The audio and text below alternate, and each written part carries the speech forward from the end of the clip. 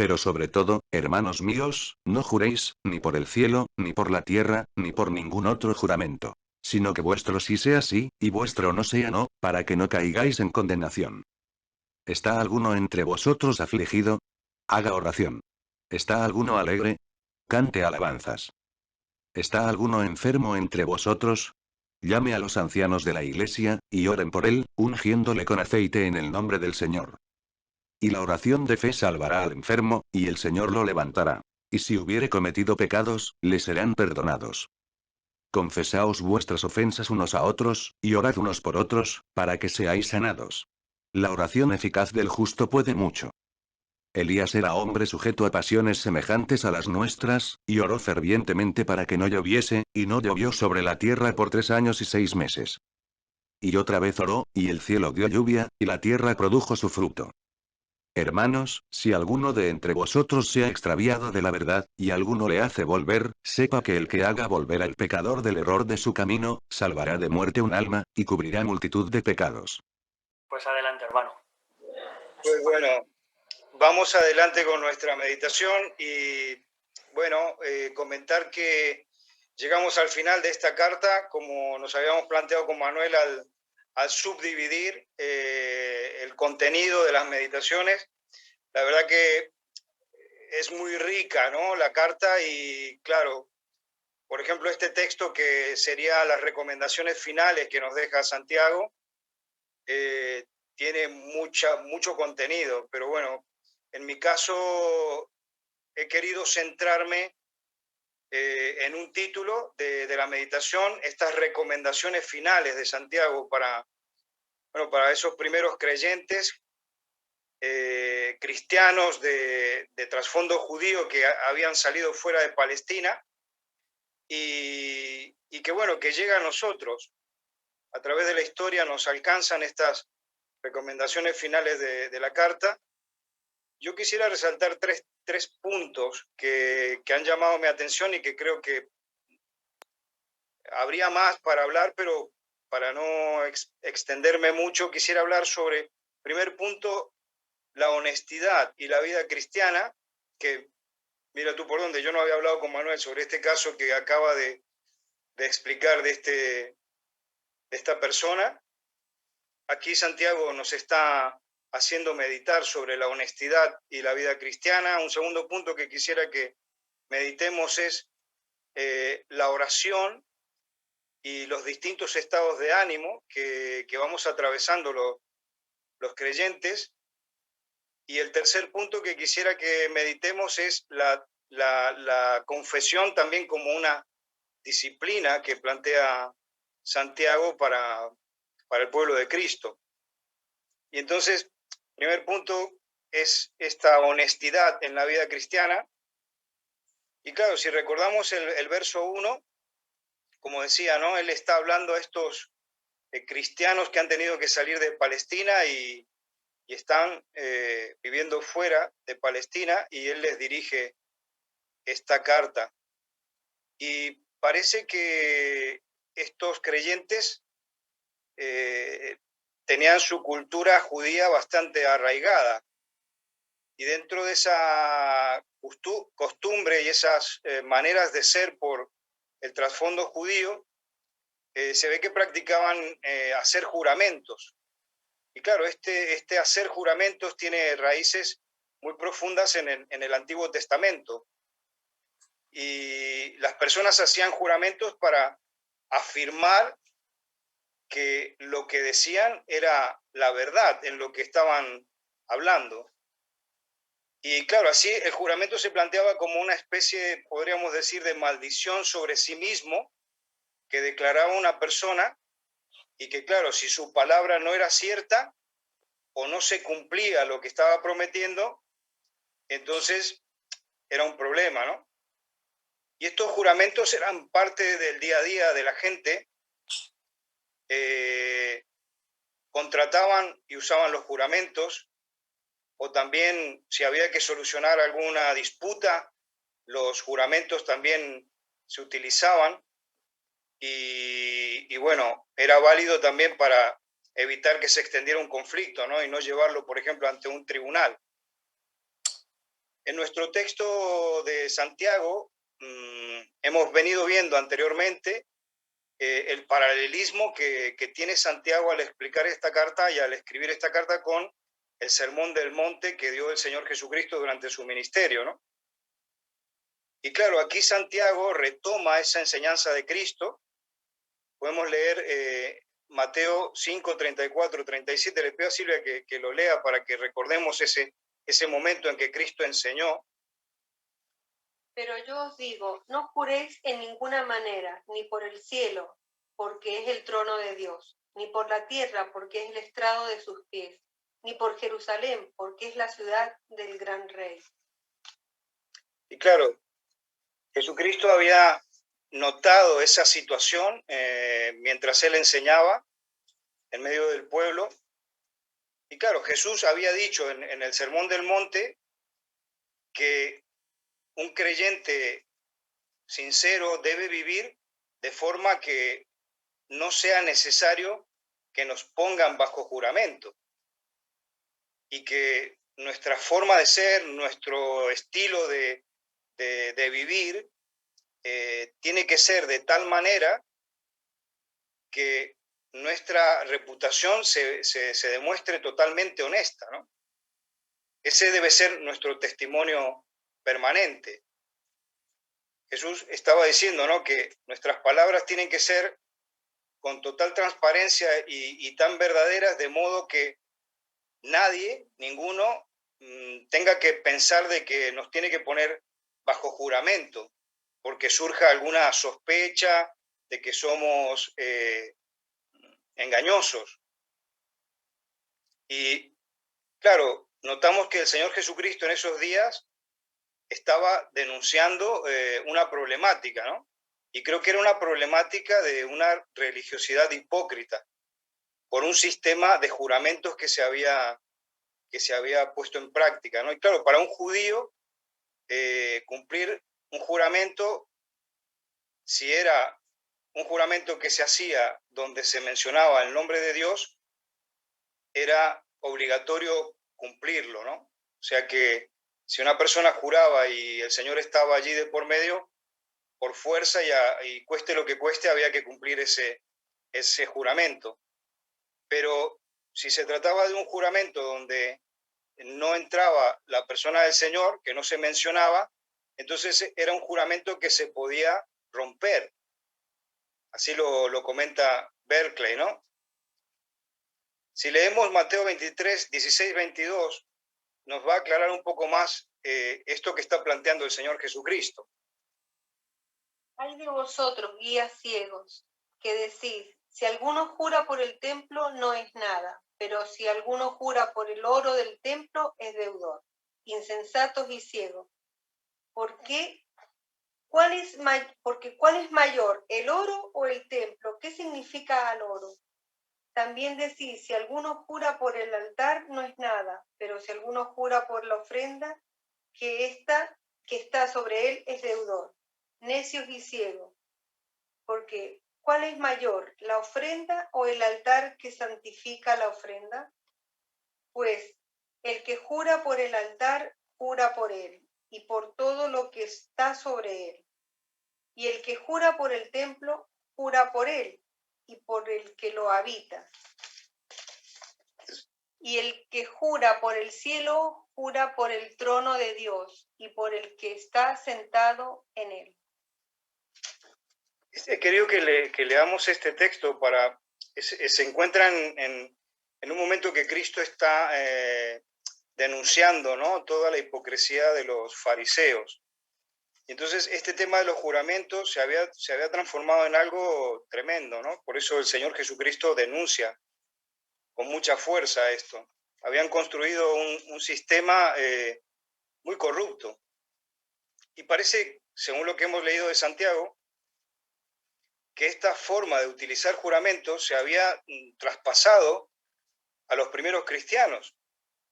Y entonces la deshonestidad afectaba a las personas a quienes Santiago está escribiendo. Y claro, todo esto a ti y a mí nos tiene que llevar a pensar la importancia de la honestidad en un cristiano. O sea, tú y yo, así como ellos, a los quienes escribía Santiago, somos llamados a ser honestos y totalmente transparentes.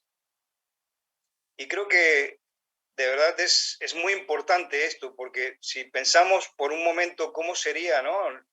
La realidad que nos toca vivir, por ejemplo, en el trabajo, ¿no? ¿Cómo sería si nuestros compañeros de trabajo dijeran siempre toda la verdad?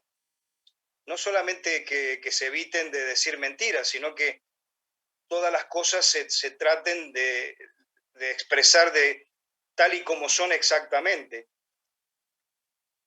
Yo creo que si llegáramos a ese nivel, ¿no? De expresar todo con verdad, claro, no habría necesidad ni de juramentos, ni tampoco de cláusulas contractuales especiales en los contratos. También creo que sería bueno imaginarnos, ¿no? Cómo sería el servicio del Estado hacia los ciudadanos o de las empresas que producen y venden tanto servicios como productos, ¿no? Si siempre se informaran con total transparencia, ¿no? Acerca de la calidad de los productos, de cómo es la garantía de los mismos. Pensemos cómo serían los contratos, ¿no? Si fueran realmente claros para todas las partes que hacen un acuerdo, ¿no? Creo que es importante para nosotros como creyentes que tomemos esta recomendación de Santiago, que él la toma de su hermano, Jesucristo, y que hace notar, ¿no? Que nosotros los creyentes tenemos que vivir con una forma de ser de que en ningún momento seamos llamados en causa, ¿no? Para prestar juramento. Nos lleva ahora al segundo punto, la meditación, que es que intentemos meditar sobre cómo conecta la oración con los estados de ánimo. Y estaba leyendo algunos blogs sobre psicología, pensando en esto de los estados de ánimo, y la verdad que es un tema muy importante, los estados de ánimo, porque es algo que nos afecta a todos. Ninguno de nosotros está fuera de no entender bien esto de los estados de ánimo. Los psicólogos en general hablan, podríamos decir, de dos extremos de cómo son los estados de ánimo de una persona, ¿no?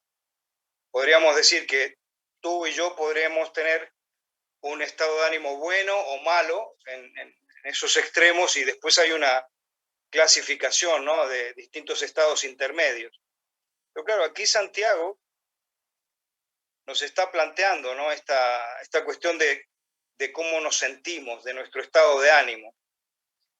También decir que va más allá de nuestras emociones, el estado de ánimo va más allá de las emociones. O sea, cómo te puedas sentir tú emocionalmente va a afectar nuestro estado de ánimo. Y creo que aquí lo dice bien Santiago en su carta, ¿no? Y nos lanza, ¿no? La pregunta, ¿no? Dice, si alguien está alegre, cante alabanzas, ¿no? O dice antes, ¿no? Si alguno entre vosotros está afligido, haga oración.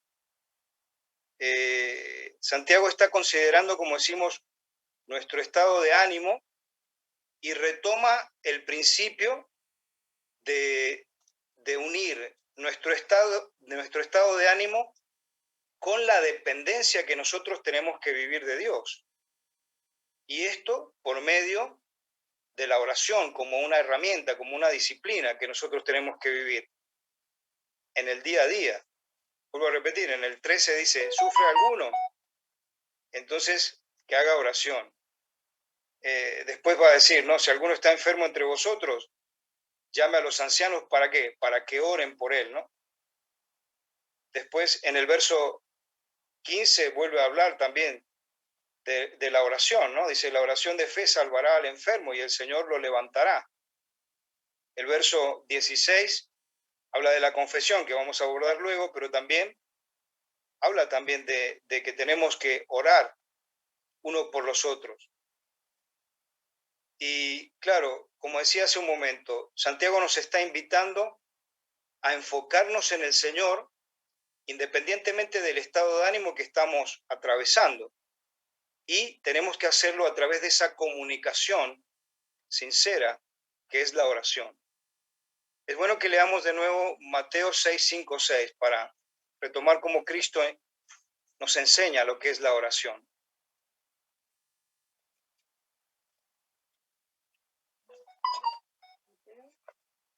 6, 5, 6.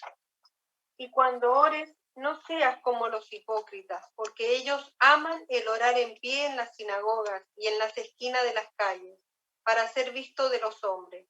De cierto os digo que ya tienen su recompensa. Mas tú, cuando ores, entra en tu aposento y cerrada la puerta, ora a tu Padre que está en secreto, y tu Padre que ve en lo secreto te recompensará en público. Es un modo magistral que tiene el Señor Jesucristo para hacernos ver qué es la oración, ¿no? Y vemos cómo Cristo coloca en la oración de manera que tú y yo podemos tener esta oración como una puerta que nos hace entrar en la realidad de Dios, ¿no? Es bueno que recordemos esa frase que dice el Señor, ¿no? Entra en tu aposento. Creo que se refiere, ¿no? a ese mundo interior, a ese mundo espiritual en el cual nos encontramos con el Señor. Y como decimos, el Señor quiere que tengamos una comunicación constante con Él. Y esto es independiente del estado de ánimo que tenemos. La oración será esa herramienta, entonces, que es la clave para nosotros. Y esa oración tiene que ver con la humildad que tenemos que vivir tú y yo.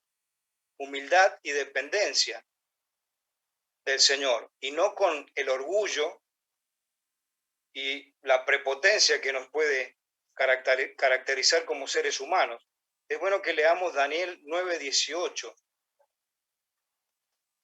Inclina, oh Dios mío, tu oído y oye, abre tus ojos y mira nuestras desolaciones y la ciudad sobre la cual es invocado tu nombre, porque no elevamos nuestros ruegos ante ti confiados en nuestra justicia, sino en tus muchas misericordias. Es muy bueno escuchar a Daniel, este hombre siervo de Dios que se dirige a Yahvé, ¿no? Se dirige al Señor y no confiando en sus propias fuerzas, sino que dice que él invoca al Señor pensando en la misericordia que tiene Dios para atenderle.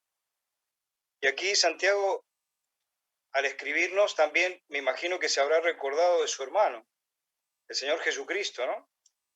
Jesús demostró una vida de oración muy intensa y seguramente que él habrá sido testigo de esto, ¿no? Marcos, por ejemplo, 1:35, es interesante que lo recordemos. Levantándose muy de mañana, siendo aún muy oscuro, salió y se fue a un lugar desierto y allí oraba. El Señor vivía dependiendo también del Padre Celestial. Y Marcos lo dejó ahí reflejado en el Evangelio. Dice que se levantaba muy temprano para ir a comunicarse con el Señor. Y claro, el hecho de que se aislaba, que se iba allí al monte a estar tranquilo con el Padre Celestial, nos da la pauta de que él no buscaba un espectáculo público, sino que realmente se concentraba en esa comunicación íntima con el Padre Celestial. Y es que claro, en la oración, tú y yo lo que podemos hacer es presentar al Señor cualquiera de las situaciones que estás atravesando, tus sentimientos, tus emociones. Es interesante también que pensemos en los salmos, ¿no? Los salmos ofrecen mucho este panorama de comunicación con el Señor. ¿Cuántas veces recordamos al salmista, ¿no? que se dirige al Señor y le expresa a lo mejor un tiempo de ansia que está atravesando, o un tiempo de rabia que declara delante del Señor, o aquellos deseos que tiene en su corazón? Hay veces que tú y yo podemos estar muy ensimismados, ¿no? con nuestros pensamientos, con nuestras cargas, y si todo permanece allí, bueno, al final es muy contraproducente, ¿no? Porque como decimos, estamos ensimismados y no ayuda para nada. Y aquí la oración, cualquiera que sea el estado de ánimo que estemos atravesando, es una forma muy importante, ¿no?, para depender de nuestro Dios. Santiago nos está presentando, ¿no?, la oración como una puerta para salir de ese mundo de mirarnos el ombligo y bueno, entrar en el mundo del Señor. Es un modo muy claro, ¿no?, en que podemos expresar nuestra dependencia del Señor. Creo que esto nos tiene que llevar también a preguntarnos, ¿no?, que cómo ve Dios nuestros problemas cotidianos en el día a día. Pienso que tenemos que hacer el ejercicio, ¿no?, de orar al Señor en lo cotidiano, no dejar de presentar una situación que puede ser, por ejemplo, un problema de trabajo o un problema familiar.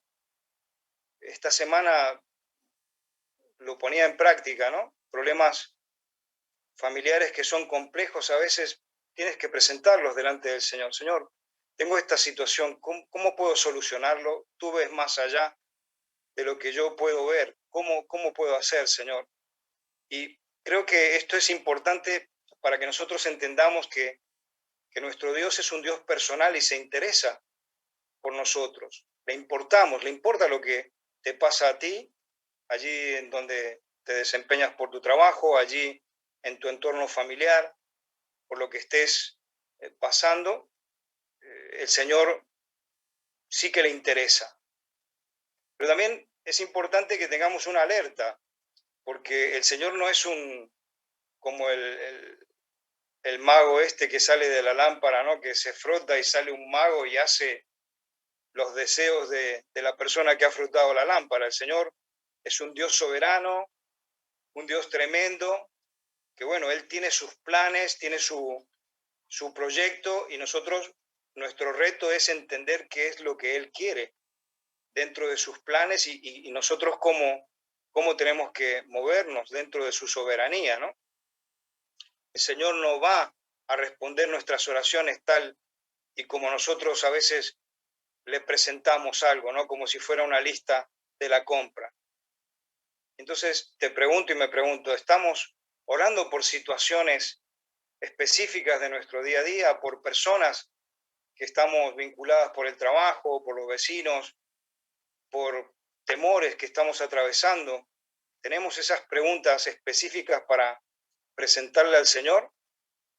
Santiago nos está diciendo aquí, ¿no?, en estas consideraciones finales, nos exhorta que pidamos esa dirección al Señor en oración, no dependiendo de Él.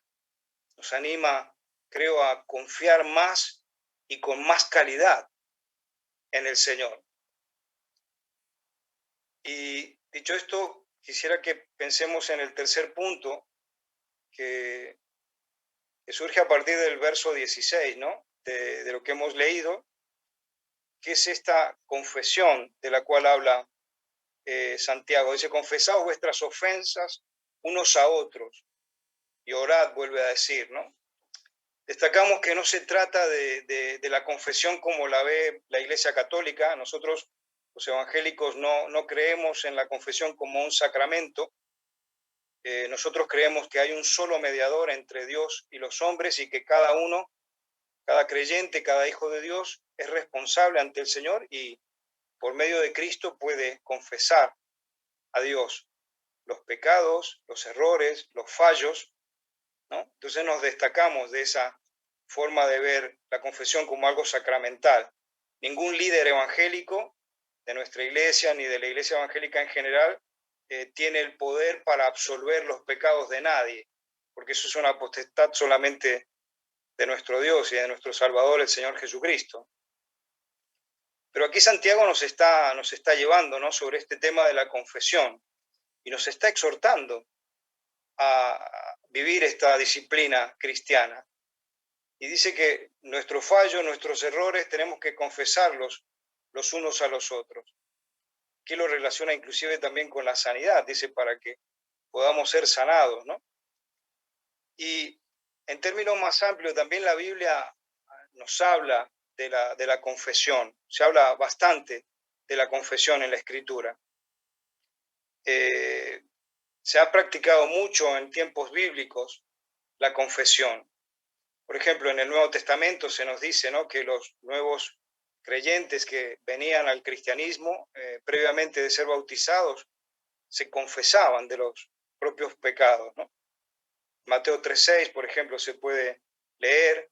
En el libro de los Hechos, capítulo 19, también se describe, ¿no?, cómo se comportaban aquellos primeros creyentes y venían a la fe, pero confesaban todas aquellas acciones, actitudes, pecados que habían cometido hasta ese momento, y declaraban todo esto admitiendo que era erróneo, pero que en adelante no lo iban a hacer más, por ese cambio, por esa conversión que entendían que Cristo les demandaba. Esto es un tema complejo, porque para ningún ser humano es fácil admitir los errores y los fallos.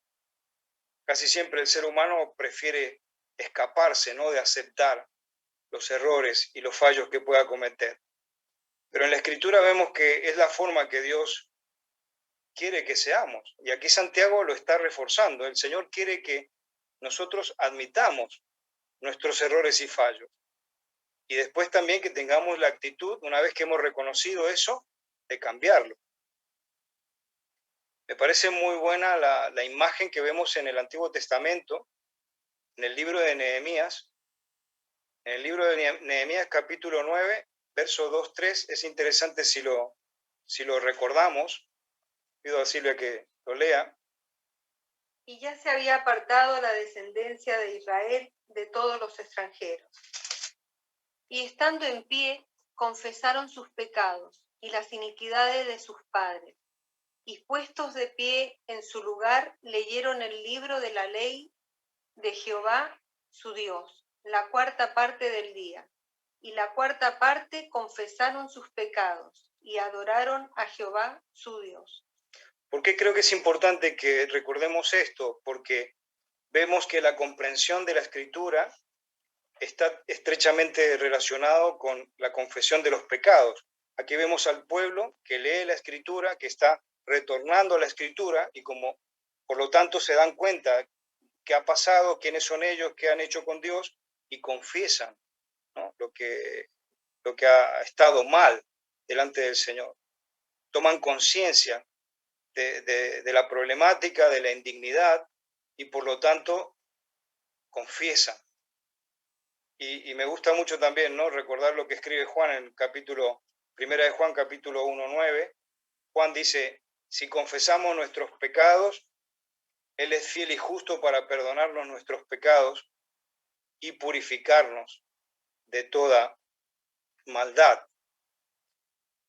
Creo que la confesión, como la está planteando Santiago y como la plantea la Escritura, no es una forma en que nosotros podemos admitir que somos seres falibles, que cometemos errores, que aquí dice de unos a otros, hemos visto un poco la confesión con el Señor, y ahora Santiago lo está planteando en términos horizontales, ¿no?